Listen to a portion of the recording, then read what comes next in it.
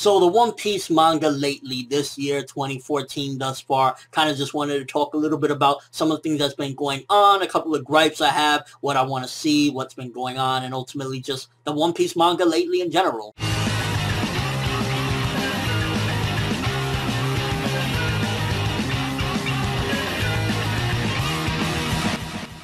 Now, for starters, one of the things that I've definitely been noticing throughout this arc, as of late anyway, is Oda has been kind of skipping around on fights. We'll get a little bit of the fight, and then he'll go back to something else. As far as, like, for example, Sabo versus Fujitora probably could be one of the most incredible fights ever, one of the most devastating things, and Oda kind of just brings us back every now and then. We might see a page or two, and then it goes back. I really hope that at some given point, Oda does a full-on focus on that, because this is an amazing fight that's going on right now. And what's going on? At the end of the day, Sabo, the second in command of the Revolutionary Army, he has the Flame Fling flute right now, the Mera Mera no Mi, and he's going up against an Admiral Fujitora. I really hope Oda doesn't continuously do what he's been doing. I mean, this is an important battle. This is the Revolutionary Army, second in command, versus Admiral fucking Fujitora, an admiral for the government. So this is a humongous fight, and I really hope that Oda goes back to it at some given point, because as of right now, it's kind of like we have a lot of interesting fights, and it just constantly goes back to different things, and a lot of times it's things that majority of us don't really want to see anymore. I think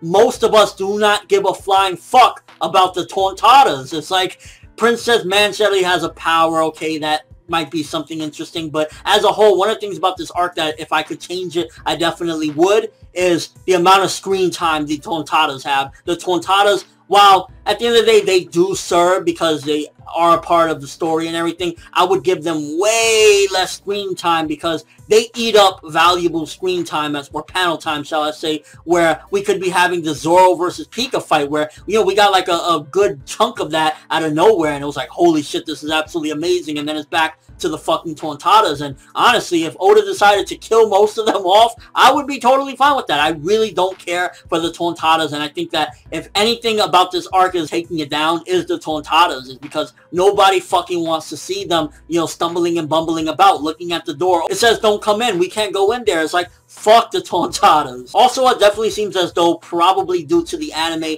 Oda has been kind of pacing a lot slower lately. We'll have chapters where it's kind of like majority of the chapter is just Luffy and them. They're trying to go up to the 3rd level. They're trying to go up to the 4th level. I definitely hope that Oda, after the anime gets a certain, you know, point ways from the manga, that we actually get back to normal pacing, because ultimately the pacing has kind of been slow for the second half of this year. Like, One Piece started off, for the most part, absolutely amazing, especially from the end of last year, like December of last year, till, like, you know, the middle of this year, or probably, I want to say, I don't know, March or so. We've had some incredible things. I mean, Sabo showed up. We got him fighting Fujitora. We got some amazing setups, and the setups have been phenomenal. Like, this still could be one of the best arcs. I won't say the best arc anymore, because there's just been a lot of TONTATTA'S and a lot of things of that nature that kind of like is central to this arc, but not the overall story for the most part. But this still could be one of the best arcs, because there's just been so many amazing setups. It's just Oda kind of focuses on things that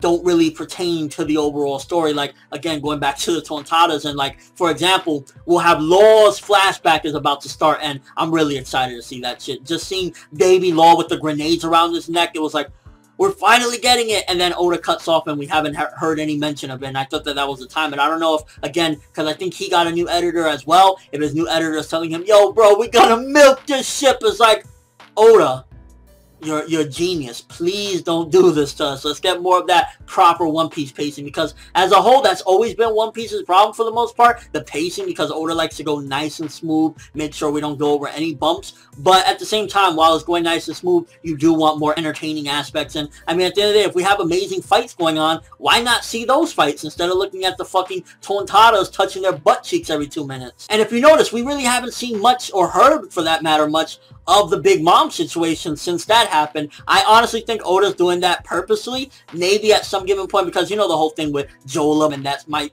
you know, bridge the gap of them becoming friends. I honestly wouldn't be surprised at some given point if Sanji comes back with the Big Mom ship next to them, and they all start attacking against Doflamingo, and she teams up with them and puts the BS aside with Luffy, and it's like, we're gonna help them, my daughter is cool with them, so fuck it, and they just start bombing at Doflamingo or some shit like that. That might be why Oda hasn't gone back to that, because because off screen maybe he might do something like that, and then bam, Big Mom comes in, which would be a crazy twist. And overall, it's like, it's weird because it has so many amazing things going on. Honestly, it's like Sabo was one of the greatest things. It's like one of the chapters of the fucking past couple of years for One Piece in general, which is absolutely phenomenal. But it gives you that, and then it's like Tontatta's, skipping backstory of Law, dancing around fights, and it's like, please, let's go back to more of that stuff. That's honestly the only thing I can really say as far as like a flaw, I would say, with what's going on, because it's just, it's incredible. You got amazing things going on. Doflamingo has the entirety of Dressrosa locked the fuck up. It's just really, if Oda could please stop doing those things,